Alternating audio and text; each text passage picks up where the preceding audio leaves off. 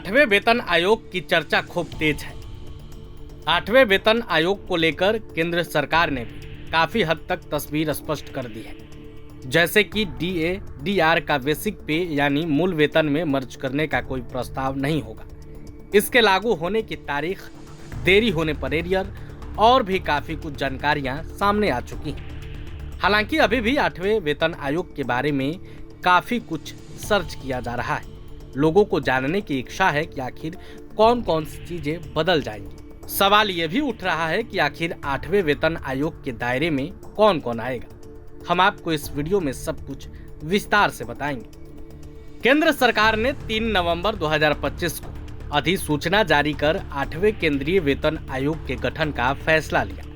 आयोग की अध्यक्ष जस्टिस रंजना प्रकाश देसाई को बनाया गया, जबकि प्रोफेसर पुलक घोष को सदस्य और पंकज जैन को सदस्य सचिव बनाया गया। इस गजट के जरिए सरकार ने संसद में बताया कि आठवां वेतन आयोग सरकार के कर्मचारियों के वेतन, भत्ता, पेंशन और दूसरी सुविधाओं की समीक्षा कर सिफारिशें देगा। इसमें औद्योगिक, गैर औद्योगिक केंद्र, कर्मचारी, अखिल भारतीय सेवाएं, रक्षा बल, संघ सहित क्षेत्रों के कर्मचारी, सीएजी, संसद द्वारा बनाए गए नियामक निकाय आरबीआई को छोड़कर सुप्रीम कोर्ट, हाई कोर्ट के कर्मचारी और संघ शासित क्षेत्रों के अधीनस्थ न्यायालयों के न्यायिक अधिकारी शामिल हैं। अब सवाल यह है कि आठवां वेतन आयोग क्या क्या करेगा। सबसे पहले केंद्र ने आयोग से कहा है कि वे सभी पात्र श्रेणियों के कर्मचारियों के वेतन, भत्ता, अन्य नगद या वस्तु रूपी सुविधाओं की समीक्षा करें और जरूरी बदलाव सुझाएं। सरकारी सेवा में बेहतर प्रतिभा आए, कामकाज में दक्षता, जवाबदेही और जिम्मेदारी बढ़े, इस लक्ष्य के साथ पे स्ट्रक्चर तैयार करना है। बोनस की मौजूदा योजनाओं को परखकर यह बताना है कि बेहतर प्रदर्शन और प्रोडक्टिविटी को कैसे, किन सिद्धांतों और मापदंडों पर इनाम दिया जाए।